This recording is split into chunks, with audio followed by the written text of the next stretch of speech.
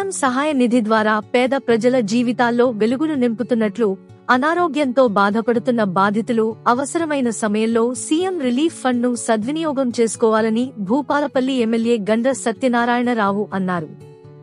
గురువారం రోజున భూపాలపల్లి నియోజకవర్గం చిట్యాల మండల కేంద్రంలోని రైతు వేదికలో చిట్యాల మరియు టేకుమట్ల మండలాల్లోని వివిధ గ్రామాలకు చెందిన లబ్ధిదారులకు సీఎంఆర్ఎఫ్ చెక్కులను ఎమ్మెల్యే అందజేశారు. ఈ సందర్భంగా ఎమ్మెల్యే మాట్లాడుతూ, సీఎం సహాయ నిధి ద్వారా పేద ప్రజల జీవితాల్లో వెలుగులు నింపుతున్నట్లు ఎమ్మెల్యే తెలిపారు. పేద మధ్యతరగతి కుటుంబాలు ఖరీదైన వైద్య చికిత్స చేసుకోలేక ఆర్థిక ఇబ్బందులు పడుతున్న వారికి ఈ ఫండ్ ఆసరాగా నిలుస్తుందని, బాధితులు అవసరమైన సమయంలో సీఎం రిలీఫ్ ఫండ్ ను సద్వినియోగం చేసుకోవాలన్నారు. ఈ కార్యక్రమాలలో ఎమ్మెల్యే వెంట ప్రజా ప్రతినిధులు, అధికారులు, కాంగ్రెస్ నేతలు, కార్యకర్తలు ఉన్నారు. ఈరోజు సీఎం రిలీఫ్ చెక్కుల పంపిణీ సందర్భంగా హాజరైనటువంటి ప్రజాప్రతినిధులు, పత్రికా మీడియా సోదరులు, లబ్ధిదారులు చిట్యాల టేకుమట్ల మండలానికి సంబంధించినటువంటి చెక్కులని ఈరోజు 24వసారి మేము డిసెంబర్ 7వ తారీఖు వస్తే 2 సంవత్సరాలు పూర్తయితుంది. అయినా ఇప్పుడు నెలకు ఒకసారి 24 నెలలు 24 సార్లు సీఎం రిలీఫ్ చెక్కులను ఈరోజు అందజేస్తున్నాం. వైద్యపరంగా రాష్ట్ర ప్రభుత్వం ఈరోజు ప్రైమరీ హెల్త్ సెంటర్స్ గానీ, సివిల్ హాస్పిటల్స్ గానీ, డిసిహెచ్ గానీ, జిల్లా కేంద్రంలో ఉన్న హాస్పిటల్ను కూడా పటిష్టం చేసి 7,900 డాక్టర్లను నియామకం చేసి 5 లక్షల ఉన్న ఆరోగ్యశ్రీని 10 లక్షలకు పెంచి ఆరోగ్యశ్రీలో కవర్ గాని కేసులు ఏవైతే వింటో డబ్బులు పెట్టుకుని బిల్లులు మనకు తెచ్చిస్తే ముఖ్యమంత్రి నిధి నుంచి వెంటనే మీకు ఈ యొక్క రిలీఫ్ చెక్కులను అందజేయడం జరుగుతుంది. ఇంకా డబ్బులు పెట్టుకోలేని స్థితి ఉండి ఆరోగ్యశ్రీలో రాని కేసులు కూడా నిమ్స్ హాస్పిటల్ నుంచి మనం మీరు ఎస్టిమేట్ తెచ్చిస్తే ఎల్ఓసి కూడా 10,000 నుంచి 20 లక్షల వరకు కూడా మీకు ఫ్రీగా అందించి చికిత్స చేయించడం జరుగుతుందని మీకు ఈ సందర్భంగా తెలియజేస్తున్నాను.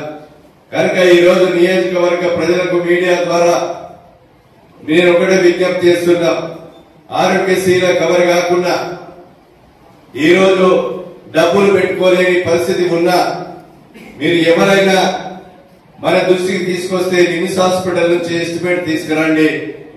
అది 10,000 నుంచి 20 లక్షల వరకు కూడా ఫ్రీగా మీకు డబ్బుల కాగితం ఇచ్చి ఫ్రీగా చికిత్స చేయించే బాధ్యత మీ ఎమ్మెల్యే తీసుకుంటాడని మీకు ఈ సందర్భంగా నేను తెలియజేస్తున్నా.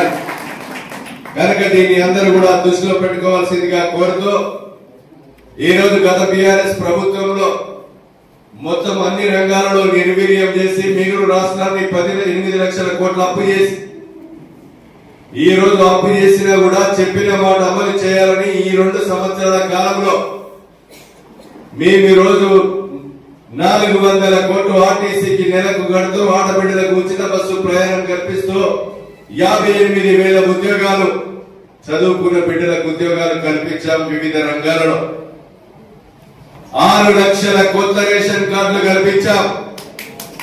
అదేవిధంగా రేషన్ కార్డులో కుటుంబ సభ్యులు పేరు లేకపోయినా చేర్పించి మీకు ఆరోగ్యశ్రీ కొరకు కానీ నెలకు 6 కిలోల బియ్యం చొప్పున అందజేయడంలో కానీ మీకు కల్పించడం జరిగింది. అదే రకంగా ఈ రోజు ఇంట్లో వాడుకునే కరెంటు కానీ రైతులు వాడుకునే కరెంటు కూడా ఫ్రీగా అందిస్తున్నాం. ఈ రోజు దొడ్డు బియ్యం కడుపులోకి పోక దళారుల పాలై అమ్ముకుంటుంటే మీకు సన్న బియ్యం 4,000 కోట్ల భారం పడ్డ ఉగాది నుంచి సన్న బియ్యం కూడా రాష్ట్ర వ్యాప్తంగా పేదవాని కడుపు నింపే కార్యక్రమం కూడా కాంగ్రెస్ ప్రభుత్వం గౌరవ ముఖ్యమంత్రి రేవంత్ రెడ్డి గారి నాయకత్వంలో సన్న బియ్యం అందిస్తున్నాం. సన్న బియ్యం కూడా పండాలంటే సన్నబడ్లు రావాలి.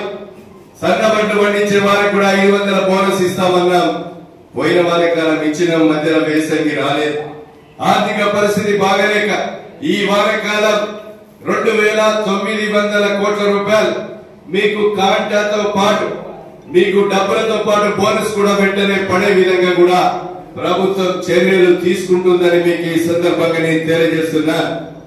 కనుక ఈ రోజు 4.5 లక్షల ఇళ్లు అదే విధంగా 3,500 ఇళ్ల చొప్పున పేదవాళ్ళకి ఇందిరమ్మ ఇళ్లు కట్టించే కార్యక్రమం రాబోయే 3 సంవత్సరాల్లో కూడా 20 లక్షల ఇళ్లు నియోజకవర్గానికి 20,000 ఇళ్లను కట్టించే కార్యక్రమం కూడా తీసుకున్నామని మీకు ఈ సందర్భంగా తెలియజేస్తున్నాం.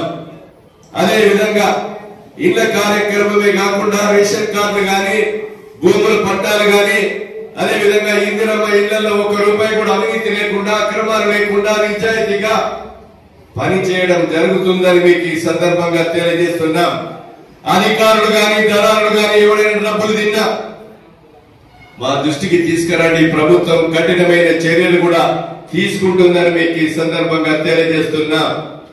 కనుక ఈ రోజు అదే కాకుండా ఈ నియోజకవర్గంలో మరి గ్రామాల్లో ఉన్నటువంటి మౌలిక సదుపాయాలు రోడ్ల కార్యక్రమం గాని గతంలో జరిగిన 124 చెరువులు పునరుద్ధరణ కొరకు గాని అదే విధంగా కమ్యూనిటీ హాల్స్ గాని గ్రామ పంచాయతీ భవనాలు గాని హాస్పిటల్ బిల్డింగ్స్ గాని ఆయకట్టు రోడ్లు గాని ఈ 2 సంవత్సరాల కాలంలో సుమారు 500 కోట్ల నిధులు కూడా తీసుకొచ్చాం. టూరిజం ప్లేస్ కూడా కొడవటంచ బుగులని జాతర అదే విధంగా నా పక్క కూడా నేను వచ్చిన తర్వాత ₹1 కోటి మంజూరు ఇచ్చాం. అదే విధంగా గణపురం గాని కోటగుళ్ళ కూడా మంజూరు తీసుకొచ్చాం. రాబోయే 3 సంవత్సరాలలో అన్ని రంగాల్లో రాష్ట్రంలోనే మొదటి వరుసలో ఉంచేటువంటి శక్తినిచ్చారు. తప్పకుండా రోజుకు 18 గంటలు పనిచేసి ఈ రాష్ట్రంలోని అభివృద్ధి విషయంలో మొదటి వరుసలో ఉంచే శక్తిని రేపు రాబోయే లోకల్ బాడీ ఎన్నికల్లో నాకు మద్దతుగా నియోజకవర్గ ప్రజలు కాంగ్రెస్ పార్టీ అభ్యర్థులను ఎంపీటీసీ సర్పంచ్ జెడ్పీటీసీలను గెలిపించమని విజ్ఞప్తి చేస్తున్నాం. మీరు గెలిపించిన తర్వాత రాష్ట్రంలో మొదటి వరుసలో ఉంచే బాధ్యత మీ ఎమ్మెల్యేదని మీకు ఈ సందర్భంగా నేను తెలియజేస్తున్నాం. కనుక ఈ రోజు సీఎం రిలీఫ్ చెక్కులే కాకుండా చిట్యాల హాస్పిటల్లో కూడా ఒక సిటీ స్కానింగ్ చేయబోతున్నాం. వెంటిలేటర్లు కూడా పెట్టబోతున్నాం. ఖాళీగా ఉన్న వైద్య పోస్టులు కూడా నింపుతాం. గ్రామీణ ప్రాంతాల్లో ఉన్న వైద్యులు చిట్యాల తప్పితే భూపాలపల్లిలో హైదరాబాద్ లో జరిగే వైద్యం ఇక్కడ జరిగే విధంగా చేయించబోతున్నానని కూడా మీకు ఈ సందర్భంగా నేను తెలియజేస్తున్నాను. ఈ విషయాలన్నీ కూడా మీరు గమనించాలి. నిజాయితీగా ఇప్పుడే మా గర్మిలపల్లి వ్యవసాయ కూలీలు అడుగుతున్నారు. నేను వచ్చిన తర్వాతనే మిషన్లు బంద్ చేయించా, టిప్పర్లు బంద్ చేయించాం, లారీలు బంద్ చేయించాం, దొంగ ఇసుక రవాణాను బంద్ చేయించాం. మీరు ప్రైవేట్ ఇల్లు కట్టుకున్నా, ఇందిరమ్మ ఇల్లు కట్టుకున్నా, గోదాములు కట్టుకున్నా, రైస్ మిల్లు కట్టుకున్నా, ప్రైవేట్ వ్యాపారాల కొరకు కట్టుకున్న నియోజకవర్గంలో మట్టి గాని మొరం గాని ఫ్రీగా చేశాం.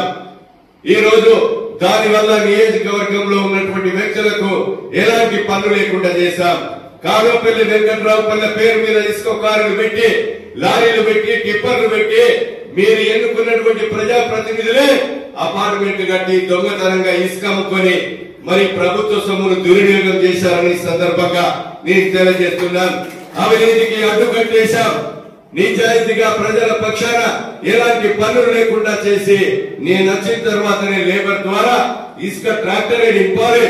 ఆ ట్రాక్టర్ల ద్వారానే ఈ నియోజకవర్గంలో ఉన్న ప్రతి రైతుకు అవసరం ఉన్న వ్యక్తికి మట్టి మొరం ఇసుక అందజేయాలని కలెక్టర్ ద్వారా ఎస్పీ ద్వారా నేను మైనింగ్ అధికారులకు ఆదేశాలు ఇవ్వడం జరిగింది. కనుక ఈ విషయాలన్నీ కూడా మీరు ఆలోచన చేయమని కోరుతున్నాం. ఉద్యోగాలు ఇప్పిస్తానని దళారులు ఎవరు డబ్బు తిన్నా ఖమ్మం జైలుకు 6గురిని పంపించాం. అలాంటి అక్రమాలు ఇక ముందు నా దృష్టికి వచ్చిన నిజాయితీగా పనిచేస్తాం. గతంలో అధికారంలో ఉన్నప్పుడు మీరు అక్రమాలు అవినీతి చేశారు తప్ప ఏం మురుగబెట్టింది ఏం లేదు. ఈ రోజు పత్తి కూడా కేంద్ర ప్రభుత్వం బీజేపీ ప్రభుత్వం మీరు సీసీఐ ద్వారా రైతుకు శిక్షణ 7 ఎకరాల 7 క్వింటాలా పెట్టారు. ఎందుకు 7 క్వింటాలా నేను అడుగుతున్నా. 12 క్వింటాల నుంచి 7 క్వింటాలు ఎందుకు తగ్గించారు? 12 నుంచి 15 క్వింటాలు చేయాలి. తేమ శాతం ఎంతున్నా 8,110 రూపాయలతో కొనుగోలు చేయాలని కాంగ్రెస్ ప్రభుత్వం డిమాండ్ చేస్తుంది. కాంగ్రెస్ ప్రభుత్వం ముఖ్యమంత్రి అదేవిధంగా రేవంత్ రెడ్డి గారి నాయకత్వంలో వ్యవసాయ శాఖ మంత్రి తుమ్మల నాగేశ్వరరావు కేంద్ర మంత్రి కూడా ఉత్తరం రాశాం. ఏమని? ఈ రోజు రైతుకు 12 కాదు 15 క్వింటాలు పండించే శక్తి ఉన్నది. ఆ 15 క్వింటాలు కాదు 20 క్వింటాలు పండినా రైతు దగ్గర కోరాలని చెప్పి రాష్ట్ర ప్రభుత్వం కేంద్ర ప్రభుత్వానికి ఉత్తరం రాసి ఒత్తిడి చేస్తున్నాం. అంతేకాదు ఏదైతే కౌలు రైతులు పత్తి పండించారో కౌలు రైతుల దగ్గర కూడా పత్తి కొనుగోలు చేయాలని మేము డిమాండ్ చేస్తున్నాం. ఇవన్నీ విషయాలు కూడా కేంద్ర ప్రభుత్వం వెంటనే గమనించి మీరు రైతు పక్షాన ఉండాలంటే 12 నుంచి 20 క్వింటాల్ పర్మిషన్ ఇవ్వాలి. తేమ శాతం ఈ రోజు 12 నుంచి 20% ఉన్న తేమ శాతం లేకుండా మీరు వెంటనే పత్తి కొనుగోలు చేయాలని రాష్ట్ర ప్రభుత్వం కేంద్ర ప్రభుత్వాన్ని డిమాండ్ చేస్తుంది. ఈ విషయాలన్నీ కూడా మీరు గమనించాలని రైతులకు అండగా ఈ రోజు కాంగ్రెస్ ప్రభుత్వం పనిచేస్తుంది. 21,000 కోట్ల 26 లక్షల మందికి రుణమాఫీ చేసిన ప్రభుత్వం భారతదేశ చరిత్రలో ఒక కాంగ్రెస్ ప్రభుత్వమే ఉంది. రాబోయేటువంటి రోజుల్లో మీకు వ్యవసాయ పనిముట్లు గాని కేజీలు గాని కల్టివేటర్ గాని ప్లవ్ గాని మీకు 50% సబ్సిడీతో అందిస్తున్నా. అదేవిధంగా రోటరీ గాని అదేవిధంగా చిన్న ట్రాక్టర్లు గాని ఇంకా ఈ రోజు 5 ఏదైతే స్పేర్స్ గాని పవర్ స్పేర్స్ గాని అదేవిధంగా ఇవన్నీ కూడా మీరు వ్యవసాయ రైతుకు సరిపడు వడ్లు గాని మొక్కలు గాని వాణిజ్య పంటల విత్తనాలు గాని సబ్సిడీ మీద ఇవ్వబోతున్నామని కూడా మీకు ఈ సందర్భంగా తెలియజేస్తున్నాం. ట్రిప్ సిస్టమ్ కూడా రైతుకు అవసరం ఉన్న ట్రిప్ సిస్టమ్ ని కూడా ఇస్తున్నాం.